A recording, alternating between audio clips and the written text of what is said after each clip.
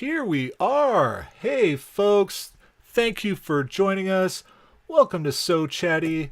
I'm your host, So Matty Games, aka Matty, and I am here on just a few days before Christmas. And yeah, December's a crazy month.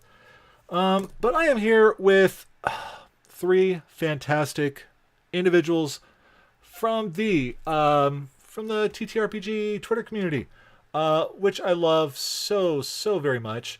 Yeah, if I sound a little weird, it's because it is December and I am exhausted. um, Let me see here. Okay, there we go. Yeah. My first guest, he is the pun bard.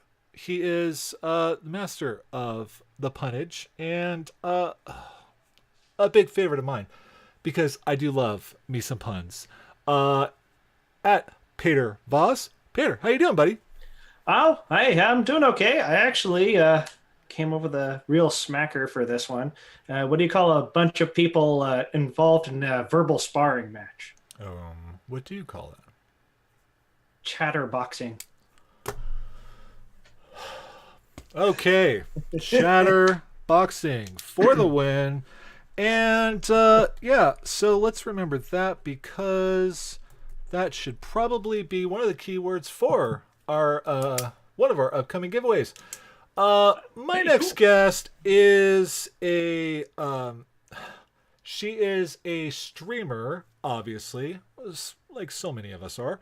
But she's a DM, she's a player, she is all over the place, she's a social media maven, and I was honored enough to get to play a game with her where we played kobolds, and that was fantastic for the Trans Lifeline charity stream over on Welcome to the Party RPG. Katie, how you doing? Hi. I don't know if I'm a social media maven, but I'll take it. Thank you. I think so. I'll take the compliment. Thank you for having me. I'm very, very honored to be here. Awesome. Thank you so much. And my final guest is this guy. He is all over the place. Like I try to pin things down a little bit and go, okay, like so many channels, so many streams, podcasts, all everywhere. It's hard to go around Twitter or Twitch without seeing this gentleman's beautiful face. Gnome, how you doing, buddy? Thank you. I am doing fantastic and super excited to be chatting up with all of these wonderful people. Awesome. Excited. Thank you for being here. This is a passion project of mine, folks. I love talking to people. I love to get to know people. I'm a big fan of streams where people kind of talk about themselves, because it's always interesting to kind of get to know the person behind the screen. And I think when we all interact on Twitter, sometimes, we don't always use our own names sometimes, or even have like our own faces on Twitter sometimes, because we're lucky enough to get fantastic people to make art pieces of us, or they make fan art or something like that, and we're like, it's so gorgeous, like put that up. So I think this is a lot of fun. I hope you at home do too, because there'll be more of this in the coming year, because I'm not going to stop. No. So one of the things I like to start with, though, is I like to ask, because this is, we all come from the TTRPG Twitter community, and I really do, that's a big passion of a lot of us, are role-playing games, D&D, which, it doesn't have to be Dungeons & Dragons, but Dungeons & Dragons is pretty awesome. But I like to find out about how it all began. So, Peter, let's start with you. Could you talk to us about your introduction to tabletop role-playing games? Well, that's actually a long story. I actually got involved with Dungeons and Dragons in particular around advanced, like third edition, 3.5, 3.8. But it was very brief, and I didn't really have anybody to play with. Okay. And so it's actually been a huge break. I've always been around the core books. Like I had the third edition player's guide. Skipped all of fourth edition just because it just wasn't in my area. And then recently I got acquainted with Dungeons and Dragons community here in the state of Oklahoma. Oh, okay. And that got me involved in gaming again. And now I've found all you wonderful people. Right. A few folks at around the game table and my wife and a few other people prompted me to go ahead and get a Twitter account for some of the stuff I do. So that's kind of like the Reader's Digest version. Well, that's awesome. Yeah, I understand breaks. I had a very long break. Don't feel bad about that. I basically kind of went from first to fifth. So I get that.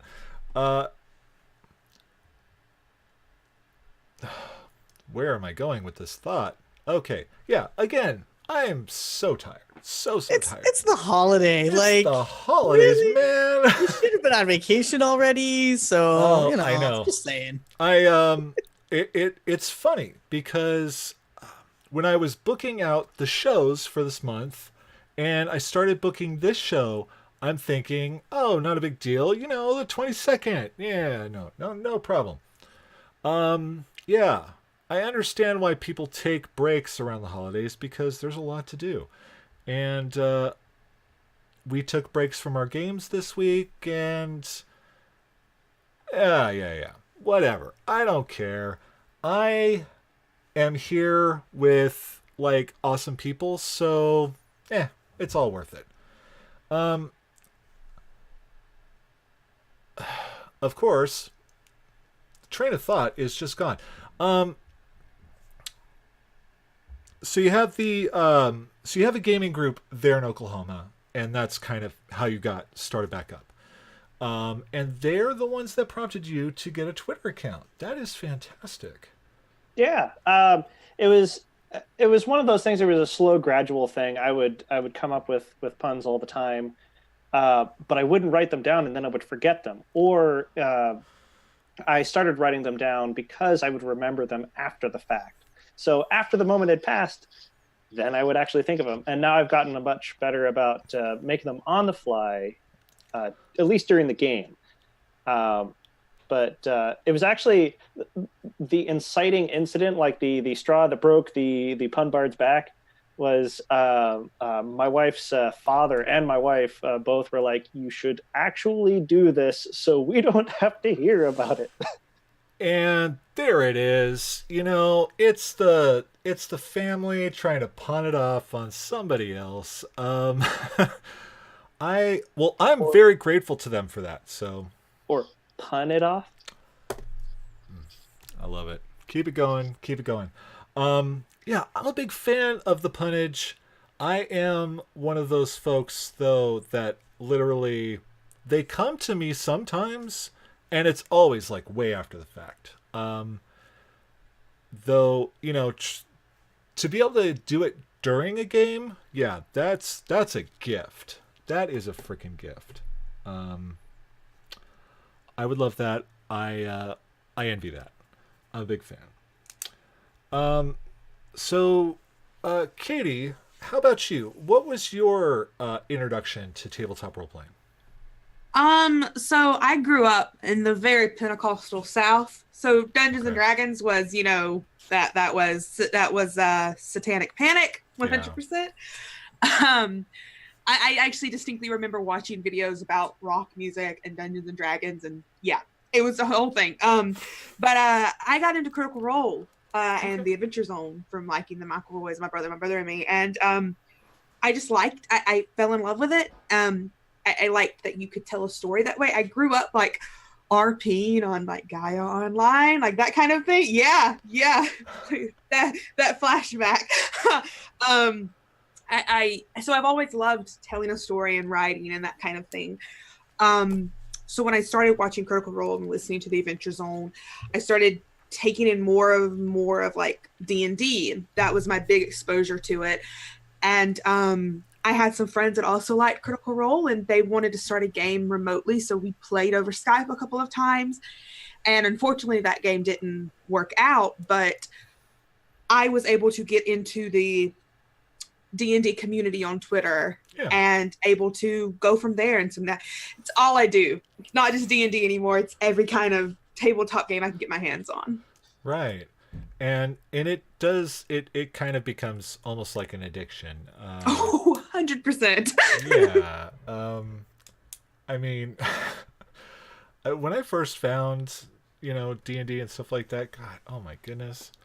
It was like, I couldn't play enough. And then finding new games and, it really, I don't know. I hate to use the word addiction because that puts a negative connotation on it, because it really isn't negative at all. Game playing, especially role-playing game, it's role-playing games are, they're collective storytelling, and you can't really play that game very well without the cooperation of everyone else around you, and I think that's just positive for anybody, really. I agree. Like, we were talking about breaks and stuff, like this whole couple of, this month, while everything's been hectic and my regular games have been off of break, it's been the worst, like, chaos in my head because I don't have anything to distract myself with games, like I need that. So you need more, Katie. You need more. I need more.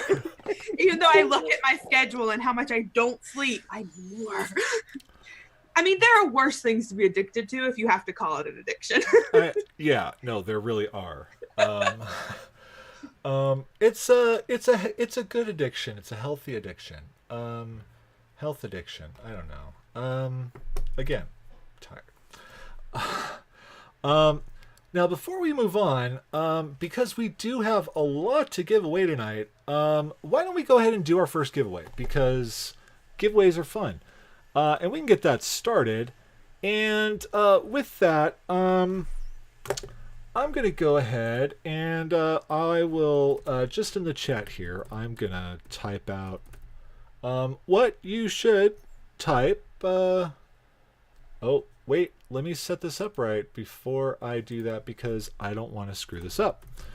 Because, I'm really good at doing that. Okay, so we're going to go with... yeah. Okay, chatterboxing. I love it. So type chatterboxing in the chat, and our first prize is going to be, what else, folks? Dice. So we have this week's dice they're like blue. I see orange. Yeah, orange, blue and orange. My two favorite colors. My favorite color combination. And these are gorgeous. So we got a set of those. And of course, anybody who knows me, and has received dice from me from a dice giveaway, I never send never send just one set. There's always more. So, go ahead and type chatterboxing in the chat. And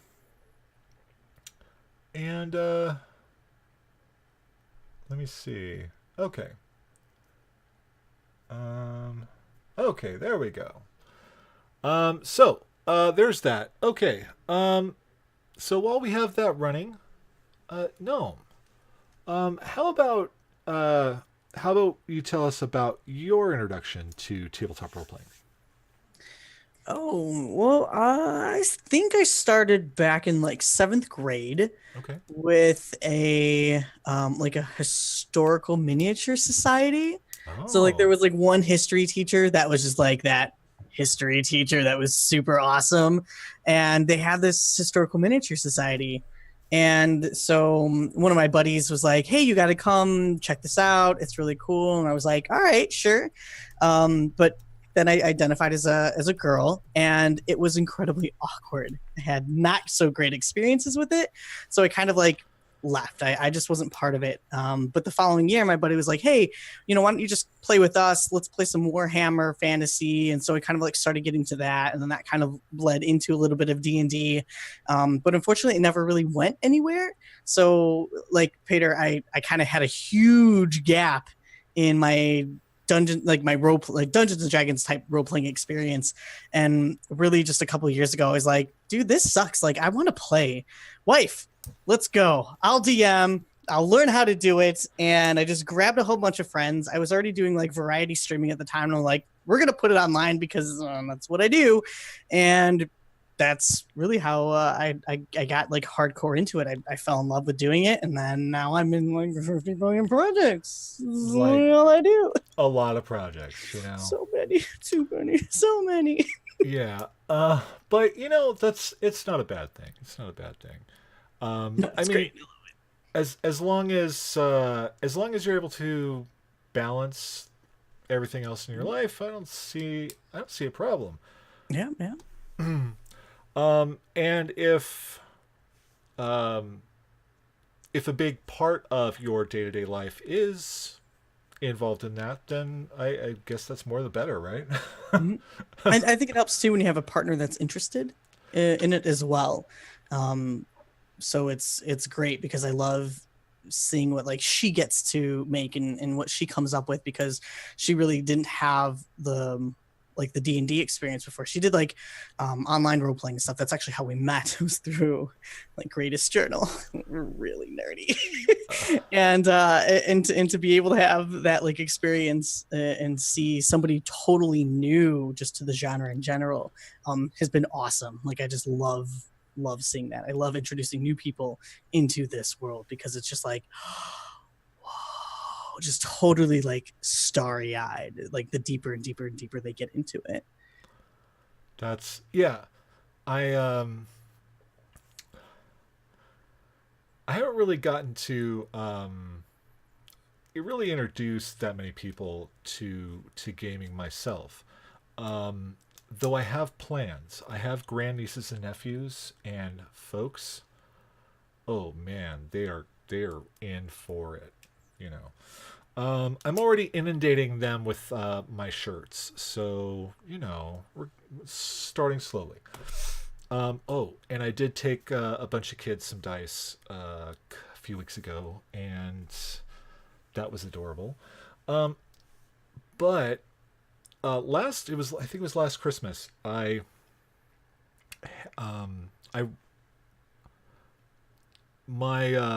husband and I we have older nieces and nephews, because of age differences and stuff like that with our siblings and things.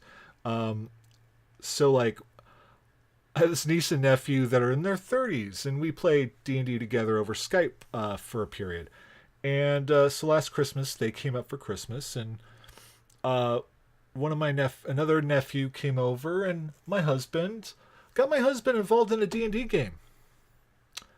And he really, oh my God, he was amazing.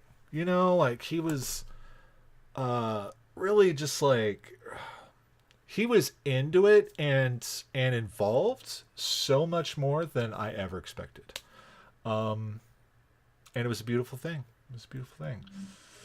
That's how I haven't been able to do another game, but I have the starter pack, the Lost Mines of Phandalin adventure. I ran it for my mom and my cousin, my 17-year-old cousin, because they know I do this. I stream all kinds of games and stuff, and they had never played before. They have just like, how do you get into that? How do you pretend to be something you're not? What are all these 500 dice you roll? They're just asking questions all the time. And I ran a little bit of that adventure for them. And by the time it was over and that was probably this summer. So, but since then, for a good half a year, have still asked me to continue it and to do more for them. I just don't have the time. So it was so great to see someone who, like my mom, who is always been really supportive of my stuff, but never really understood it. Right. Loving it. Like she genuinely liked having that adventure and pretending, not to be herself for a couple of hours. And my cousin, who is totally different, interest where I was at 17, loved it too. So it was really cool to have that family there, enjoying it. And even though I still don't think they really understand it, the fact that they genuinely had fun and still asked me to do it again for them is really cool. That's huge. Yeah.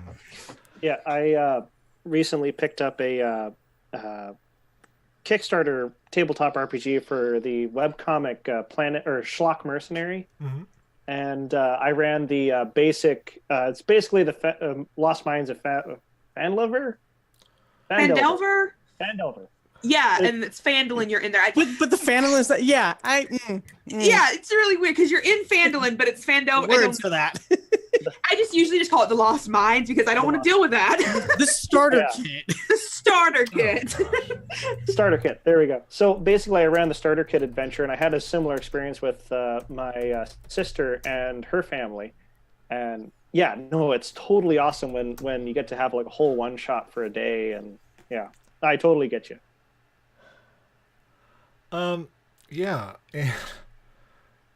Yeah, I'm sorry, folks. This giveaway thing is all broken. Because I know Mets didn't enter, so I don't know how to fix this. All right. Congratulations, you win anyways. Anyway, because she's won a lot of dice. I think I have some. Oh no, I haven't sent them off yet. So I think Amy is the only person who actually entered the contest. So Amy is the winner of that set. I will figure this out, maybe, hopefully, for the next giveaway. If not, we'll wing it, folks. It's all good. The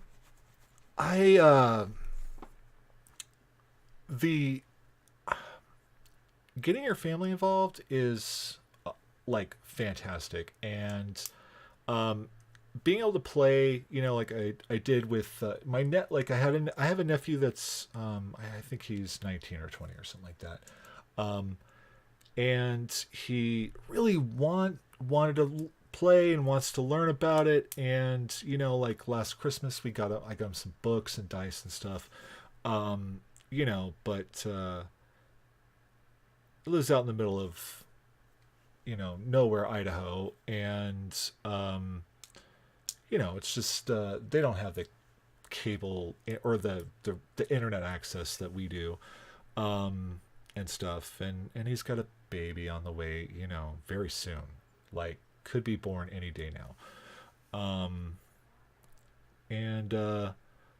but being able to do that and play with him and stuff like that, like I totally get that. That's it's a really fun feeling.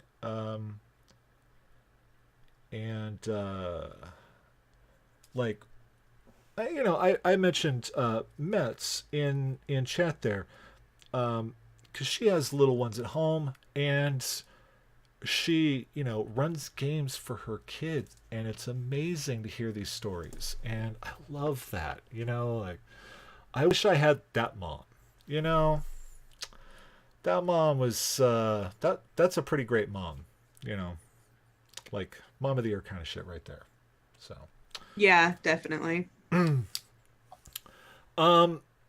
So we talk about introductions to role playing, and a little bit about kind of what we're doing.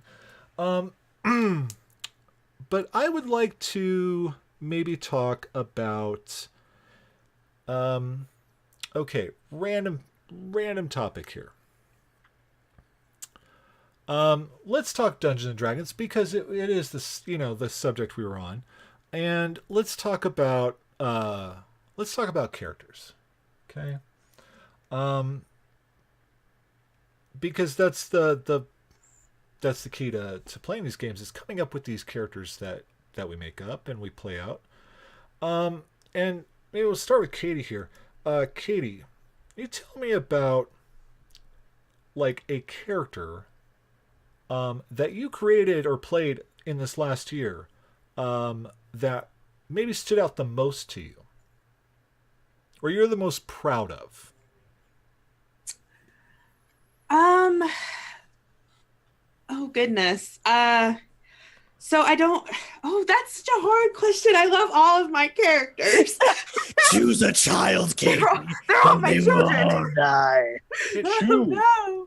but choose wisely. It is a hard character. I mean, oh, what do you think is your gaming brand? Oh wow. I do like that question. I think I'll keep it to D&D because I do play so many other systems. So I'll keep it to D&D. I will have to say that it's not a character I created this year, but it has been like a year-long campaign. It's probably the one that's had the most growth Right. this year. I play every other Monday on Off the Table, Tales from Thersha. It's a homebrew 5e game. And I have a paladin, elf paladin named Lauralee. And so when I made the character, she was going to be devotion paladin, completely, by the book, great, lawful good, pretty annoying. She's still a little annoying, but pretty annoying, I mean, it's not a true D&D party if you don't make fun of your paladin. That's the truth. But she ended up being a vengeance paladin. Her whole home was destroyed by this dark army that has attacked, and they're the big bad evil guy is this dark army. And she has a best friend who's a rogue, who is a thief, and she completely supports doing crimes with her. It's the funniest little growth because even it's completely switched that character from what I thought it was going to be, from what I had intended it to play. So even though she's still very naive and she's learning a lot about herself and about the world, and how, there even though there's evil in the world, there's still more good. And that's probably my favorite character and the one I'm most proud of because she's grown so much and there's still a lot to happen. Well, yeah, and I definitely noticed that definitely that the character that you make and the character that you end up playing, end up being like two different things. Yeah. And are very much shaped by the game that you're in. There's one part where she tried to rescue a child and our DM put us on a timer and I didn't get to rescue the child. And so it messed that character up a little bit. She had to deal with that. She wasn't used to evil happening in her world. So it's sort of that molded her into something else. And I loved that. I didn't love that the character died, but I love that she had to deal with that in her own way. Well, I think I definitely have found that hardship in the game is character building gold. I think something about it. It I don't know. Maybe it just brings out stuff in us, I think a lot of the good of, at least for me, with RPGs like this is when you're doing it with people you trust, you get to explore things within yourself using if you follow me on Twitter and anything I do, I'm a huge proponent of safety tools anyway, using those in your RPs. Mm-hmm. When you have a good system of people you trust who use safety tools, who respect your boundaries, you can push those boundaries. So that's what I can explore with that character, with any other character I play. It's something that it helps me grow too. And like you said, it's gold for getting the most out of you. Well, yeah, and I think that because while we play a character in a game, a lot of us is in that character, and a lot of the growth or and whatnot that character experiences is growth within ourselves. Yeah. That's yeah. What about um,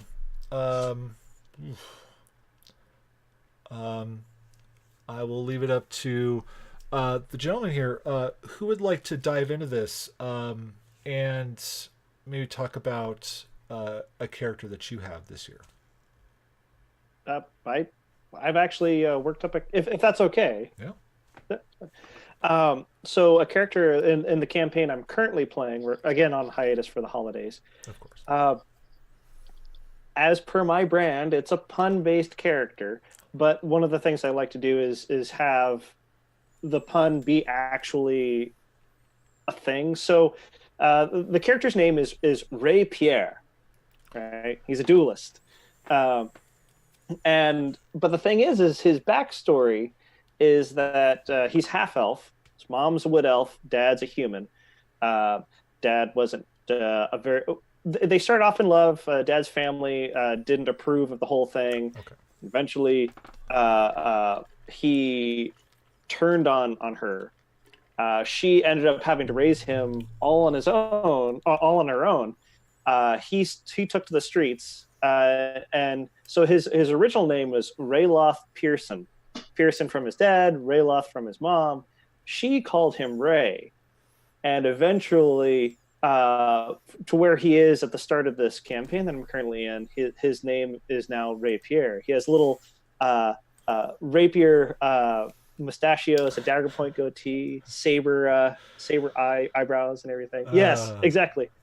But I like the idea that he also has this battle master trait, or the archetype, and he's starting off as a very kind of selfish, sort of self-centered type.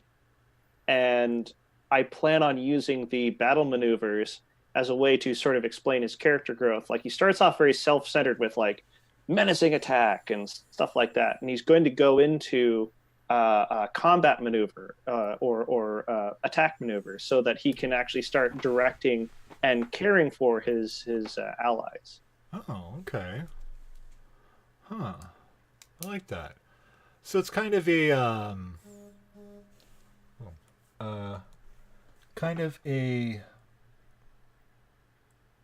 oh, okay. I don't know what's going on. What I'm trying to say is like a planned character growth, as you will, right? Yeah. Is that what we're okay? I find, at least in my own experience, that anything I've ever tried to plan always seems to fall through the cracks because of circumstances, like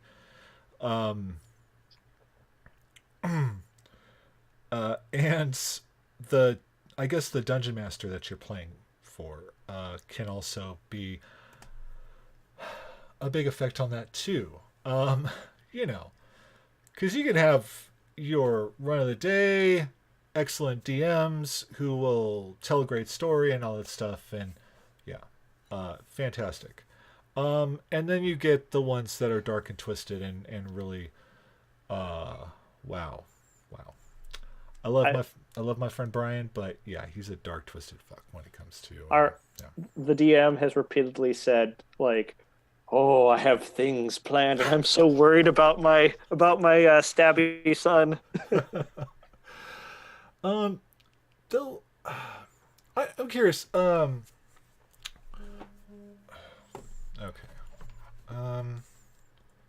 Apparently I thought I could just have this on vibrate and I can't, so that's no, because family decides they're going to start having a whole texting conversation. I find that I will do that myself at, like, when I'm going to run a game, because I really, like, I think I'm probably like the nicest DM I know. I've literally never killed a player until like this like vampire game I ran for Extra Life. But I do that, to the players. Like I'm like, oh, I've got, like, be careful. I'm going to, like, what? I can't even like act like a villain sometimes. Meta foreshadowing. Yeah, yeah. So I don't know. Sometimes I don't take it too seriously. I think the point I was trying to get to. Again, I am tired.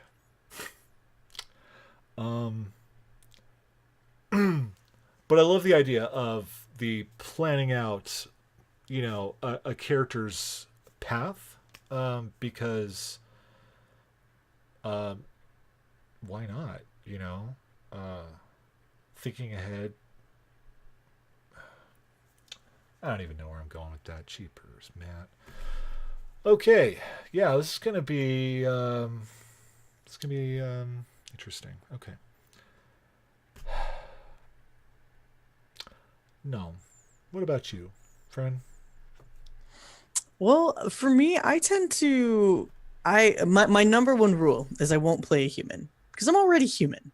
Okay. I know what That's the fair. human experience is like. I don't want to be a human. We suck. We're terrible. We're awful beings. I don't want to play that. It's not my game. So I'm fond of like the small folk because I'm 5 foot tall. So I've kind of just been the short person my whole life. Yeah. Oh wow. Okay, you're like literally a Everybody- gnome. 5 feet tall. Yeah. The camera makes me look as tall as I want to be. Right. It's great. I'm You meeting don't everybody have at to be PAX. tall if you don't see legs. That's the thing. Yeah, right? You don't have to be tall. It's fine. It's all about taking other folks down a few pegs. Exactly. Bring them down to your level. I don't have to come up to you. But yeah, no, so I like playing the small folk. Gnomes obviously really kind of just always attracted me. I love their kind of almost like hardcore ADD brains. Is really like they're all ADD because they're able to do like all of these. Their whole worlds typically are just complicated mechanisms of anything, and there's no reason that things need to be that complicated, but they do it because they can and because it's awesome to allow yourself to be that creative. So that's why I really kind of like fell in love with the gnome race. And so the majority of my characters do tend to be gnomes. However, I think my favorite character would be a gnome. Yeah. I was hoping that it wouldn't be, but definitely it is. I currently right now play in the Rise of the Demigods podcast, and I play a gnome. I can't go into too much detail because not all the episodes are out yet, but I definitely love my little gnome baby tank. Like just this little guy, totally decked out to be a tank, Oh, it is great. It's just this lawful good little guy, and like all of his friends are these like teenage rebels. So it's like the paladin of the group, but not a paladin. So that's the thing. But otherwise too, what I really like to bring into characters is more diversity and more representation. So the majority of my characters end up also being trans or non-binary of some type, because I think that's important, especially when you're in a physical game. I think it's a little easier when you're playing a virtual game because a lot of our community is already open and accepting to it. Yeah. But I've had not great experiences outside of that community. So I think it's important to have that representation and to play those types of characters at a physical table, because I think it gives the other players in the DM the opportunity to maybe experience that and kind of work through how to properly talk about it and have a discussion, how to address these types of people, I don't know, just how to respect them. Like it's to me it's not hard, but it might be difficult and uncomfortable for others. So if you kind of help give them the place to explore that, if you are comfortable exploring that with them, to me that's something I've taken on myself and I find really important when I play especially physical games. So the majority of my characters are trans, whether or not I say that out loud. Depends on if the story, if it calls for it, because it doesn't call for it in real life either. So Yeah, it just kind of totally. depends on the story. Yeah. And I think that's really helpful. Because it is a subject that, like, within the Twitter community, within the gaming Twitter community, everyone is really exposed to it and very open to all of it. And I think exposure, though, is what is lacking sometimes in games roundtables, things like that. I think exposure to things that people don't understand or people aren't familiar with only makes them, it takes away the unfamiliarity. It basically it puts a face on a subject, as a gay man and stuff like that. This is stuff I've been dealing with for decades. And personally, I have found that the like, even within my own family, people that were most had the hardest time or difficulties with it all is because of ignorance, because they don't have exposure. They're not around other gay people. They don't see other folks that, whether they're trans or gay or the whole spectrum. And I found that they would generally, like, I don't know, it was easier for them, and I think they came around a lot more and really looked inside themselves, because they're like, oh, well, this is my brother Matt, like, he doesn't act, or he doesn't say all the little stereotypes or the things that would be words for mocking or whatever it was. And I think the more that we expose people to it, the better off, I'm not sure where I'm going with this, but I think it's also important that you don't know who is listening or taking in your media. And so you want that representation there. I think it gets boring. It's just boring to see the same thing over and over again anyway. But if you're watching a show or listening to a podcast or something,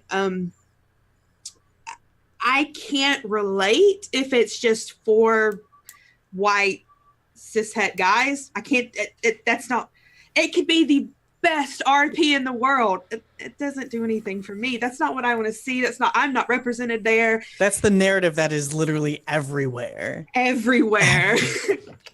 So you could just throw in a non-white person, and then at least I'd give someone some kind of representation there, But it's just, I don't want to see the same thing over and over again. And you never know who is taking in your media, who is watching, and who is craving representation and who isn't represented. I mean, you don't know who needs that representation. So I think it's always important I'm not saying you're going to get it all the time, because I know, like, it's hard if you come from not having that in your life, and it's great and you're trying to reach out for it. I'm not saying it's going to be easy, but it is so much worth it to diversify anything you do, because that one story is so boring and so played out.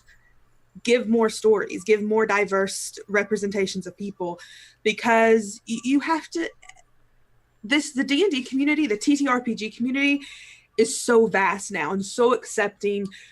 I know, like, for every 3 neck beard gatekeeping kind of person, that stereotype, there's at least 30 wonderful people who want to get rid of that.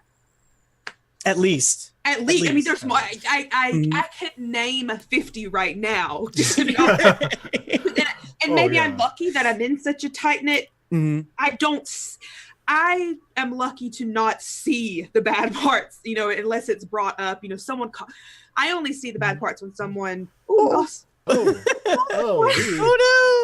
We lost Peter, and screen's gonna get a little wonky here in a second, folks. I can just sit here. It's cool. There we go.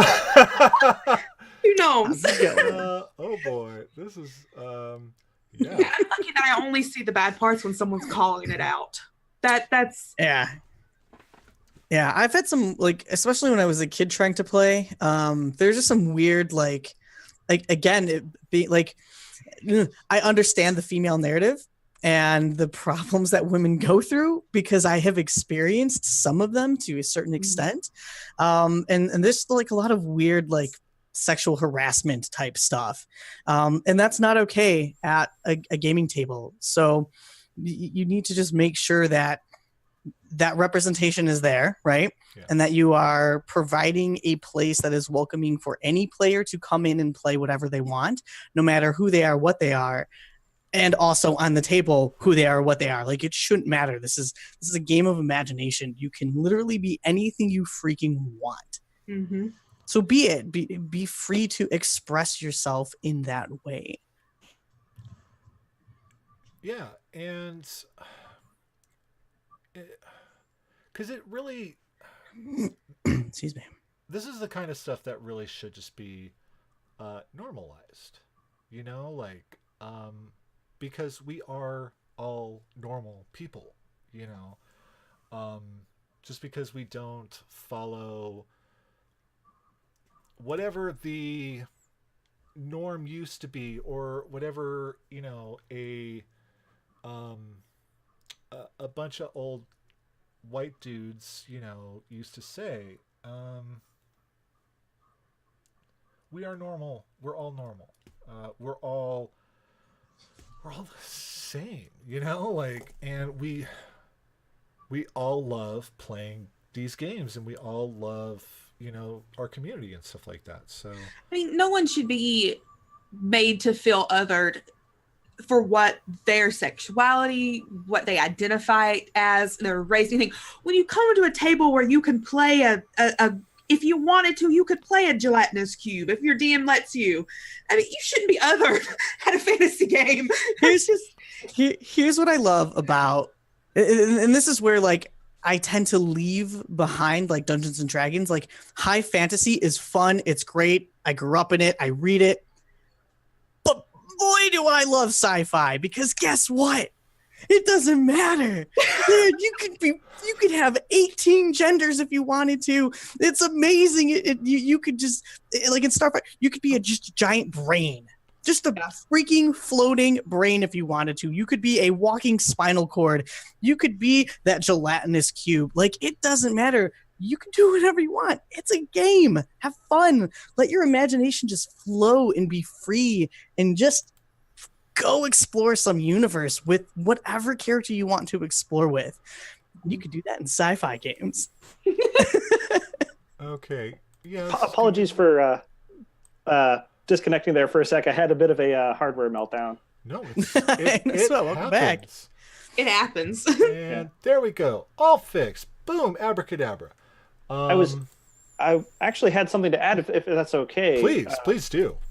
That's actually where I last left off when I was actually listening to all you talk about these things. Is since joining the Twitter D&D community, I've also been exposed to this kind of stuff a lot more than I have in the past. And one of the things that I've consciously tried to do with some of my puns, and in its own very small way, is I try to make them as gender neutral as it possibly can. Only where the pun itself actually has a gendered term, like queen or king or something like that, I would use stuff like that. But I try to make it so that folks everybody deserves to have a dad joke.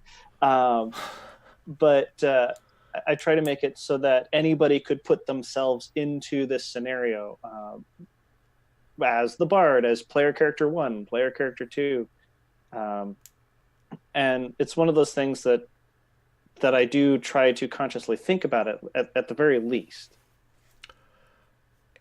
And I, I'll admit, because I am a gay man, but I am also a man that is in his 40s and grew up in, around a bunch of idiots and bigots and stuff. But I also, just like I grew up in the 90s and it was a lot different then. And I love finding the D&D Twitter community, and especially like groups like Welcome Party RPG, because like I live in Idaho. I don't get exposed to a lot of anything that isn't what you would say is cis white, and exposure, again, I'll say, it normalizes everything, and it because I'd probably say like maybe a year or two ago, I wasn't familiar at all with a lot of the terminology that's used. I'd have to say it's probably about 6 or 8 months ago. I had to Google the word cis. Because I didn't know what that meant. And then when I Googled it and go, oh, okay, so they're talking about me. Okay, awesome, okay.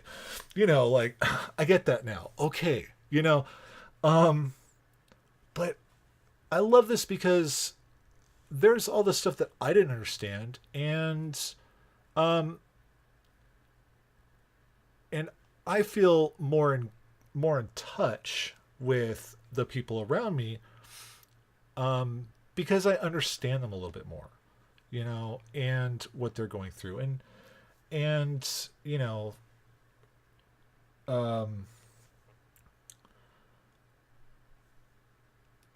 it causes me to be more sensitive to the when it comes to things like gender identity, or even if anybody identifies with a gender at all, if it wasn't for this community, I probably still wouldn't know much of anything about that, honestly. So thank goodness for this. Thank goodness for this, because I feel like a more whole person, understanding this stuff more.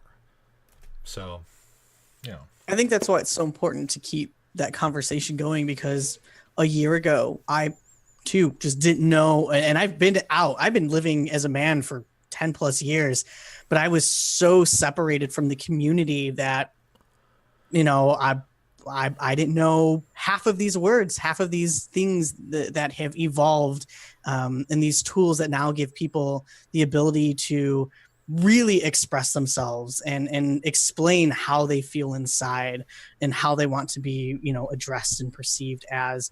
And if it wasn't for the TTRPG community, I would still be incredibly disconnected.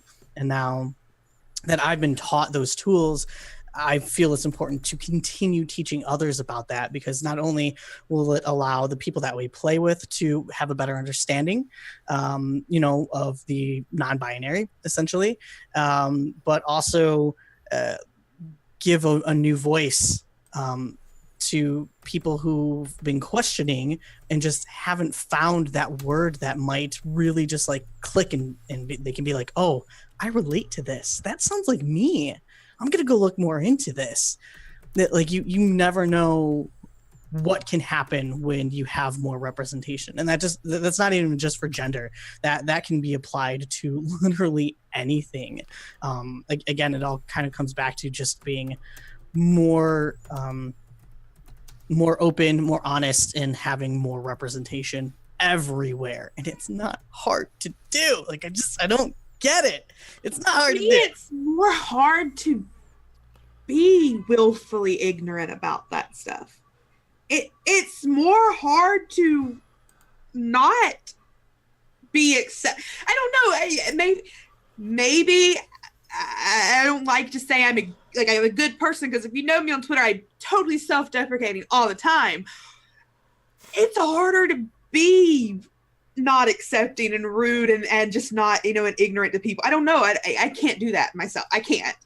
And I found that a lot of people don't do that. So, I mean, it's very good, that it's become so, it's such an open community. And you see people getting shut down for any kind of ignorance, the willful ignorance. There's a difference between somebody genuinely not knowing and when someone genuinely does not know, and all of us try to help them. That willful ignorance of just being an asshole, it gets shut down. Well, and that is an important distinction because I, like I said, I am still learning myself. I mean, I come from a time when we only had 4 letters in LGBT,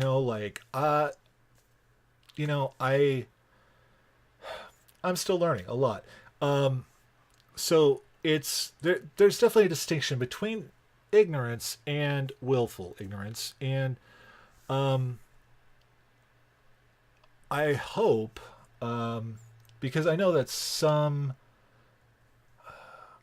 and I've seen this sometimes where people get a little maybe too vigilant or too aggressive sometimes towards someone's ignorance. And I think we need to be mindful of that too, because there is a difference. And we want to help everyone,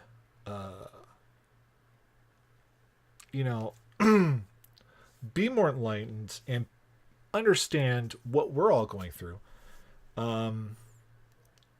But, definitely,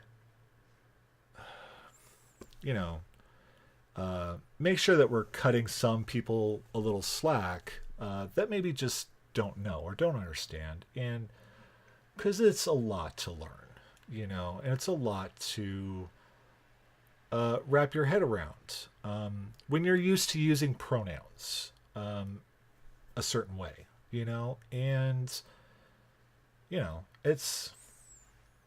it's not always easy, it's not always easy for me, and I know a lot of folks in the community. I have a lot of friends in the community, so that's the only thing I wanted to broach on. That is just that there is a difference and a distinction, and we all need to be mindful of that, because some people just don't understand, and all they need is a little education. I think that's one good thing about the TTRPG community too, at least.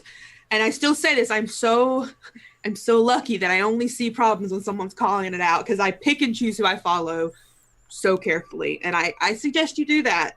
Don't just willy-nilly follow people. Suggest, pick and choose and cater your timeline to what you want to see. That's another thing. But we are all really open and active in helping people. I have seen things about, I'm cis, I'm not trans. I've seen things about trans issues with people have tagged Gnome in them, hey, can you explain, what's your opinion on this, things like that. And it's no one's responsibility to explain, a generalization to someone, but it shouldn't be on Gnome or any other trans person to explain trans issues all the time. But the fact that we do, and that's great. The fact, that we are helping and you learn a lot. You really do. I mean, I have seen that education come across, and I've genuinely seen people be educated and learn and change how they perceive things because someone took the time. And I think that's great. I think everyone should get one. You should get one explanation. That if you keep coming back, there's Google for a reason. Yes. But, you get one. And that I totally understand. Yeah. It just get. I mean, I know it has to be for you, Noam. For me, being a woman, people asking, why do you not feel comfortable in women, in gaming spaces? I shouldn't have to explain that over and over and over again. Right. I mean, that narrative is literally everywhere. Just Google it. Google That's it. actually one of my favorite websites. I think it's let me Google that for you. And so if somebody, especially at work, if somebody asks me just what I perceive as a dumb question, because there are dumb questions, I will literally go to this website. I will type in their question. And what it does is it creates a GIF of me just going to Google, typing in the question, and pulling up search results. So I send them that because fuck that. It's like everyone gets one. You can ask me, you get one dumb question. But if it's something I've heard over and over again that you can easily, you don't even have to Google it. Just look on Twitter in the community. Any woman has some post in probably the last 6 months about being othered. Mm-hmm. So no. I think one other key portion of this is twofold for someone like myself is to be humble. When you're entering into a conversation like this, or when you're listening to people like yourselves, don't talk. But not just say you shouldn't say anything, but to listen, to be perceptive, to roll high on your perception checks or insight checks, and know when to take in information rather than imprint your own. That is great advice. And don't doubt what marginalized groups are telling you. They're telling you this because they live it, they experience it. Yeah. If someone says that I'm treated differently because of this, don't come back, oh well, I wouldn't do that, or my group doesn't do that. Okay. But I'm telling you with my experience. Yeah.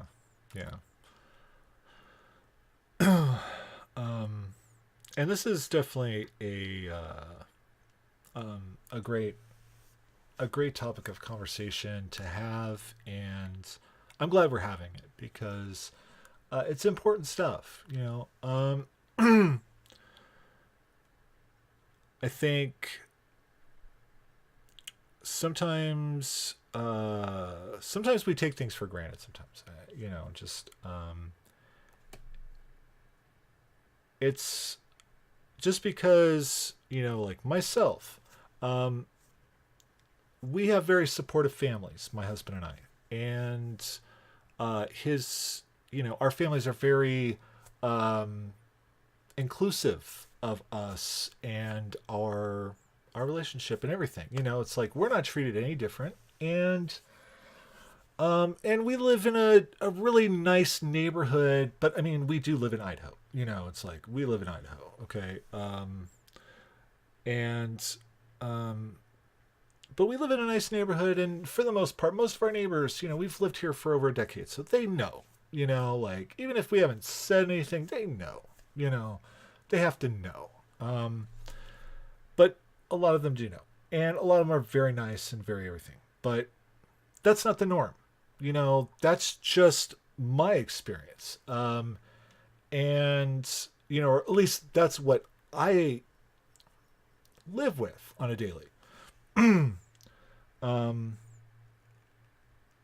And that is not the norm. That's not, it's unique. And hopefully it gets less unique. It becomes the norm. Because we all we all just want to have a regular ass life. You know, we all just want whatever. We're going to come home from work and we're going to go to the grocery store and we want to wave to our neighbors and get the mail. You know, things like that. It's just basic ass shit. You know, we don't want anything crazy. We just want a life, you know? So,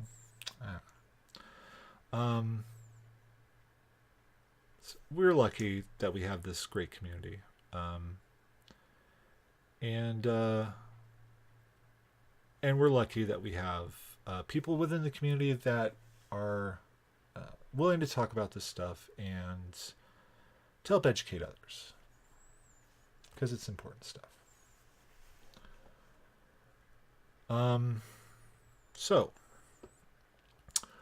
we did a couple giveaways during these conversations. And I always mess it up. That feeling when fangirls attack, is that right? I think that was how that screen name is described. Did win our Dumpstack Charisma stuff, which is this awesome beanie. And Tumblr, which you can find at sonerdware.com. And my friend Joy, who I get to play D&D with every week since for almost a year now. And if it wasn't for that game, I don't think we would be as close as we are. And that's one of the things I love about Dungeons and Dragons. Won this Bluetooth speaker. This thing is really awesome, and these will be available in the shop soon. And we do have another set of dice to give away before we wrap things up and everything. But I don't want to, just abruptly end the discussion and everything like that. So,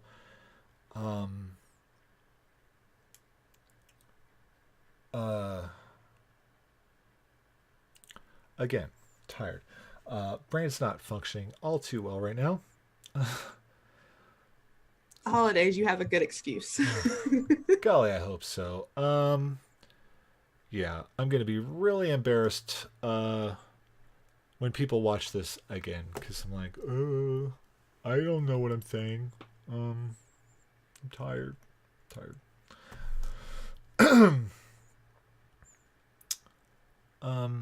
But did anybody have anything to add to that? Just so I didn't cut off that conversation or anything like that. This is a topic we could talk about for hours. So if you want to move on to the next thing, by all means. Yeah, definitely. Totally it's a good fine. topic. I mean, I think we've touched on the important part. Yeah. So. Okay. Yeah. I mean, I don't Right on, really. McDuff. Yeah. I don't really have anything specific. Really, this is a show just to. It's an opportunity for, especially myself as the host, but for anybody watching to be able to get to know some people that they see on their Twitter feeds a little bit better. And I think there are a lot of things, we maybe assumptions and whatnot that come off when you only read somebody's tweets, or if you do see them in a stream, most of the time they're playing a character, so you're not really always seeing the real them. So that's why this exists, is just for that, and I like meeting people. I like getting to know people. When I found the D&D Twitter community, I had a Twitter account for, 6 years. And I started it because I was a big fan of Cougar Town, the show. And they were on the bubble about to get canceled. And I wanted to communicate with the people that ran the show, and Twitter was the way to do it. So I started a Twitter account. and I started a Twitter account with my name, on there, and then basically I just used it to, I don't know, vent about politics and stuff and rage and oh my god, if you could see my Twitter feed from a year and a half ago. Oh, that's all I did, man. I was like, that was my life. I was angry all the time. And then I found the D&D Twitter community, and I found light, and joy, and I meant the feeling, but I did literally find my friend Joy too. But,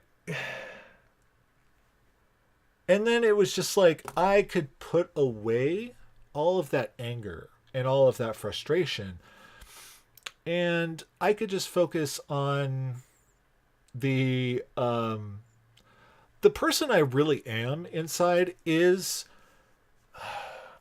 I am a fucking bucket of sunshine and rainbows and little kitty cats and things like that. I really am this annoyingly positive. And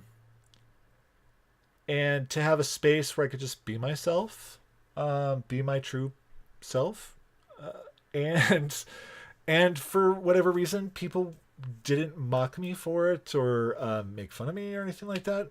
That's fantastic. I have to agree with you there, because I had the same thing. My Twitter was just like for TV hashtag tweeting angry politics, and then getting into D&D online and finding so many people who like the same things I do and who understand it. Even if you are my best friend who I met through D&D, I mean, like, just because of joining her, joining this community with her and doing everything, lives across the country. Literally would not have her if it wasn't for D&D. So, and it's other people, like I have met people that have changed my life and have made me, I'm one of those, I struggle with really bad mental health. And so that's what I vent on Twitter, and it's so reassuring to have people met. I mean, Noam's done it before. Just send me a message. Hey, you don't have to message back. I'm just thinking about you, that kind of thing. It's just, it in your darkest moments, that kind of thing can bring it. That's literally what can walk you away from the edge. At that little message like that, just someone just tweeting, hey, you're great. I mean, I guess it seems self-fulfilling. I don't know, but like sometimes you need it. Sometimes you need validation. And if it wasn't for the D&D community, I wouldn't have that. Like I 100% have said this before in other streams, and I'll say it again. D&D saved my life. I would not be here today if it wasn't for D&D. I always get emotional talking about it, but I planned on killing myself last year, and D&D helped me get away from that. So it's a really good thing. It's a great thing because we still have you. And now we get all these amazing stories because you make me cry all the damn time in your damn games. I'm sorry. Packs all by myself in my room, exhausted. It's like 1 in the fucking morning, and I'm what the fuck is this? Damn you, kid. I mean, it's fucking soap opera. If you watch Off the Table, that's what it is. Yeah, every game. Oh, that Monster of the Week, like, really much. Hey, that game was supposed to be a Scooby-Doo game, by the way. Oh, yeah, sure it was, Katie. Mm. But, I mean, I get emotional talking about it because it's just such a good feeling that, like, I have friends that I can reach out to. Even when I doubt it, I know that I'm loved, and D&D did that. Yeah. Sorry, I'm crying. This is supposed to be happy and just a little fun talk show. There's nothing wrong with Katie crying. Brand right there. It's Katie. I mean, I have to bring the tears, right? Even if they're my own. See, one of my hopes is that, as a parent, is that I do bring in a kid who experiences people like you fine folks, and has stories like, or hears stories like each and one of you like has mentioned here and stuff. So I'm glad you're here. I'm glad you're all here. I am too. I think I think that the fact that you're even thinking about that means you're going to be fine. Your kids are going to be fine. You know, like you're on the right track. You know, you're doing the right thing. And, you know, and hopefully we have more and more and more parents like that in the years to come, so that you know, the next decade is better, and the decade after that is even better, and so forth and so forth. Because things are, while there is a lot of there are a lot of struggles and there are a lot of difficulties that everyone in the community deals with, things are certainly a lot better than they were 10, 20, 30, 40 years ago. Things improve, but it takes people that will talk about it, that will educate, that will normalize it, because you know it's important stuff.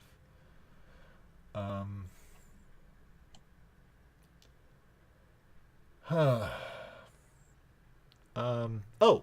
right. Let's give away another set of dice, and for that, why don't we say the keyword is my favorite hashtag, spread love. Okay, so type spread love in the chat there, and you will be entered to win our second pair of dice. They are blue and orange, and they are fantastic, and they will always come with a buddy and or some buddies, and probably some stickers. I ran low on stickers. I did a lot of giveaways this month. It's kind of the month for it, though. Yeah, I need to order some more stickers. So Matt will just throw whatever he has laying around the house in there. Doesn't matter. If you get the laundry sheets, here you go. Yeah, you might get a Tide Pod. Who knows? Yeah, no, I don't buy Tide Pods. Those things look delicious.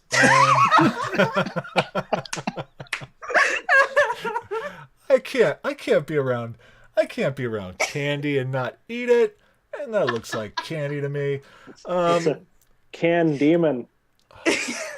Good job. I don't know if I think no one might know this. I hate puns, but I think it's because I'm jealous I can't make them up on the spot. It's probably jealousy. It's probably a little jealousy. It's so okay. So just as I hope you don't mind just a little bit of explanation. This didn't happen instantly. My Word document is about 45,000 words long, and I've been doing it for a few years now. So I have a problem. That's some dedication to the craft. It really is. I don't think I'm that dedicated to anything that I do. Like, mad respect. So what I do is I write these things, and I have like on my Facebook Messenger to myself, it's just like punchline, and I look like if I was talking to myself like this, it would.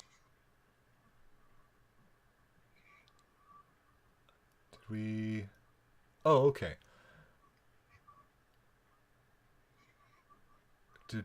Are we okay? Did you? Hello? Did you freeze? Yes. Oh, there you are. Okay. Okay. Yeah, your video kind of like went a little weird, and then all of a sudden, your voice just stopped. So it's just okay. Uh-oh. Sorry. There we go. Okay, we're all back. Well, I am really glad that you've done this, because your puns bring me joy every day that I read them. I'm a big fan. I love a corny joke. I love a pun, and yeah, I retweet that shit all the time. I love that. I'm very grateful, sir.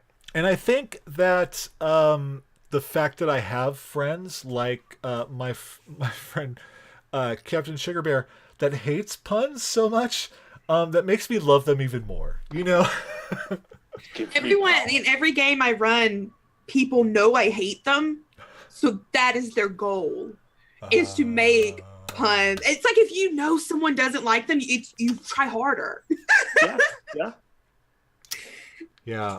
I wish I could come up with them. I'm not very good at it. Yeah, we'll give everyone another second to type spread love in the chat, and we'll get that going. Oh, Josh, why did you say that? Now you are going to get puns all the time, buddy. All the time. What was that? He said they're his kryptonite. Oh, yes. Going down, Josh. Yep. I love it. And I may have to steal a couple of these for when we do Nerdy Point of View tonight, just to drive Brian crazy. What do you call a programmer who likes to make puns and is also plays a paladin? A crypto knight. Oh God.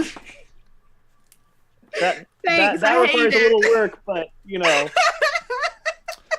It was a little wordy, but Workshop it. I'm okay. I like the kryptonite. Yeah. I dig it. That should be like a class in the Retroverse. Oh Like, yeah, that would be very good. a kryptonite. Oh my gosh! Like, I don't think is Sock still here? Chris, are you still here? I think that's fantastic. I don't know. Yeah, kryptonite. Yeah. Oh, and let's go ahead and click and see who wins that. Oh, there we go. And our final winner. So I think that's all the prizes we have tonight. Except for the 3 amazing prizes that are up at the top of your screen there, folks. This is a great prize. Getting to be able to sit down with these folks for the last hour and a half has been fantastic. Thank you all for being here. And before we do the goodbyes and all that stuff, I just want to say one thing before the show's wrapping up for the holidays, and I'll be back after the new year. But this last year, since finding the D&D Twitter community, starting up this Threads of Fate game that I've been a part of for almost a year with people like Joy and Adam that are in chat, all this stuff, It's been one of the greatest experiences of my life, and I am so grateful to be a part of this. So thank you. Thank you, folks. Thank you for, all the support and positivity and everything, and just being great people. So, and the games and all that crap. And I'm looking forward to 2019, where hopefully 2019 is more games and more love and more positivity, because you can never have too much, right? So, we'll go around, and Peter, why don't you go ahead and tell the folks where they can find you on the internet and what you're up to. Certainly. You can find me at Peter Voss. You can also search the hashtag PunBard for a variety of my materials. But that's basically where I am at the moment. I plan to at some point release a WordPress blog thing about everything. But yeah. Awesome. Yeah, at some point. That again, like parenting, new baby, all of that stuff. Katie, no, Matty, I'm really glad to meet you all. I'm glad to talk with you all. Yeah, it's great meeting you too. Same. And it is. I love it when I actually get to put a face to a name. You know, because like I said before, a lot of us, like we have cartoons as our faces on our Twitter accounts and stuff like that. And unless a person is streaming on a regular basis, sometimes you don't even know what that person looks like or anything. And it's just nice to put a face to a name, and hearing a person's voice and connecting in that way, I think it's a beautiful thing, and I love it. And thank God for Twitch, for that, because you're fantastic, Twitch. Thank you. I love you. Yeah. Katie, how about you? Where can people find you on the internet, and what are you up to? You can find me on Katie Face. It's KATYFAISE. And I do a lot of things with Off the Table. I'm the community social media manager person for that, as well as a cast member and DM. And that's off_the_table on Twitter and Twitch.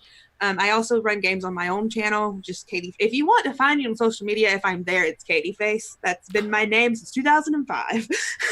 Not changing that brand. But I also have we have a podcast, a Monster Hearts 2 podcast on iTunes and Spotify called Table Hearts. And I have a schedule up on my Twitter, a new schedule for the year. It'll be changing because I don't know how to say no to people and just do things all the time. I love it. But I do a lot of different games and different systems. So yeah, just follow me, talk to me about games, any kind of system. I love it. I just played 2 brand new systems earlier today on Unmade Gaming, and it was great. And yes, Staggering Giant. Someone said they read it one time. It's Katie Faze, and I was like, yeah, that's fancy. I like it. But it's just Katie Face. I love it. And yeah, it is hard to say no to people. Yeah. But that's okay because we like seeing Katie's face all over Twitch. And hey. There you go. No, where can people find you on the internet, and what are you up to? Oh my, do we have enough time for this? I know, right? Well, quickly put, my name is Nomadic, GNO Medic. You can find me everywhere on the internet. You could Google it. I can also just send you a link to show you how to Google it. But I'm mostly on Twitter. If you ever want to talk really anything, I am mostly always available. I love chatting up with people. I am in a whole bunch of projects. Schedule does change for January. I'm in, oh gosh, what's going on right now? Tales from the Five Nations is an Eberron/Savage World podcast. I play a one-eyed gnome artificer named Otto. It's run by David Ginsburg, who is Tales from the Fandom, who's been hanging out and chat with us tonight. So what's up, my DM? I love you. Thanks for coming and saying hi. We are a little bit on hiatus. We have a new kind of different series in the same world, same timeline. But unfortunately, 2 of the other players who were part of that podcast were impacted by the latest hurricane from Florida. So we're wishing them, all of the best, especially during this holiday season. But we will see them back later. On Wednesdays, I run a show called Little Busters, which is a Tales from the Loop RPG game, and I freaking love it. We just finished off season 1. Season 2 is going to be starting up next year on Encounter Roleplay, so I'm really excited about that. That's every Wednesday night at like 8 p.m. or something like that. I don't know, details. I should know those things. Also on Wednesdays, though, because I'm a gnome who can apparently cast mirror image, I'm on another stream at the same time. But this one's pre-recorded. It's called Rise of the Demigods. It takes place 100 years before the Gods Fall podcast. And then it's also a podcast format. So if you can't catch us live, check out the podcast because it's awesome. Then I'll be playing on a show called The Little Things, which is a Dungeons & Dragons 5th edition on Pro Restarters channel. Little Red Dot's going to be DMing us, so I'm super excited for that. And I also play Friday nights on what channel? Grimjack's channel with an Invisible Sun game with Grant Ellis. And if you have not played or watched anything related to Invisible Suns, you need to. Your mind will be blown. So good. It is the weirdest, most fulfilling game I think I've ever. Aren't you my Goetica buddy? Goetica. Yes, I am a Goetica. Goetica for life. Yes. It's gonna keep up all of the things. I love it. Oh, it's so great. It's just weird. It's so weird, but it's so weirdest good. game. My character doesn't have eyes, just nothing. So Yeah, it's great. it's great. So yeah, that's what I'm up to. That's where you can find me and hit me if you ever want to chat. Awesome. And of course, folks, you can find me Wednesdays and Fridays on Soul Bear RPG, playing Dungeons and Dragons, where I play monsters or monster races. I play a dwarf dragonborn. Not a kobold. No, not an erd. No, dwarf dragonborn. On Friday nights, in Threads of Fate, and on Wednesdays, I play a Hobgoblin War Wizard, and that right there is a character that is basically not the character I created, because my DM's a sadistic bastard, and yeah, I love him to death, but he is a dark mother. Of sorts. And yeah. Yeah, there's going to be probably a new item in the shop, and it's basically going to be the sense of this. Trying to remember exactly how I worded it, but I basically made him what are those things? Steins. A Stein. I designed a Stein just for my DM. Sent it to him for Christmas. It says on one side, if you don't kill your parents in your backstory, I'm the DM that will do it for you. And on the other side, it says, if you do kill your parents in your backstory, I'm the DM that will make you fight them anyway. So, because he did these things to two of us, yeah,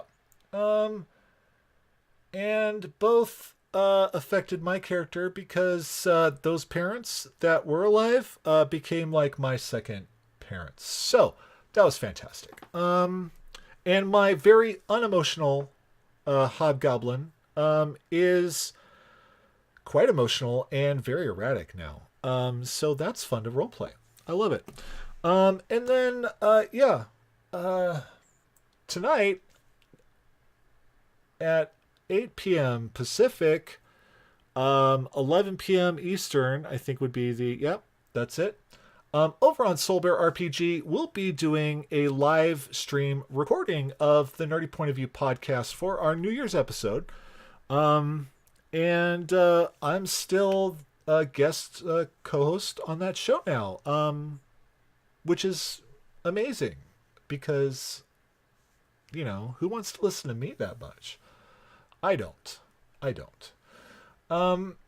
But we're going to be doing that live on Twitch. And so if you're up, come hang out with us. And yeah. And then that releases on Fridays. And with that all said, I'm going to say, I don't know what everyone celebrates, but I do celebrate Christmas. My family is very, very Christmas. I married a Christmas elf. Okay. I mean, literally a Christmas elf. He's adorable. He's shorter than I am. He's got an adorable smile. And, yeah, he loves Christmas so fucking much. So Merry Christmas and Happy happy New Year. We'll see you again in 2019. Well, unless you Pew pew. unless you come by the stream tonight. But then after that, oh gosh, I don't know. I might be doing something more. We'll see. Who knows? We're trying to take breaks on our games and stuff, but I don't know. We find reasons to do something, So who knows? We'll see. Thank you all for joining us. You're all amazing. You're all beautiful. I love you to death. And again, to my beautiful guests, thank you so much for hanging out tonight and bringing the joy to this humble little channel. All right, and we are out. See ya. Oh no, I would want to be, because you're beautiful. I would want to be.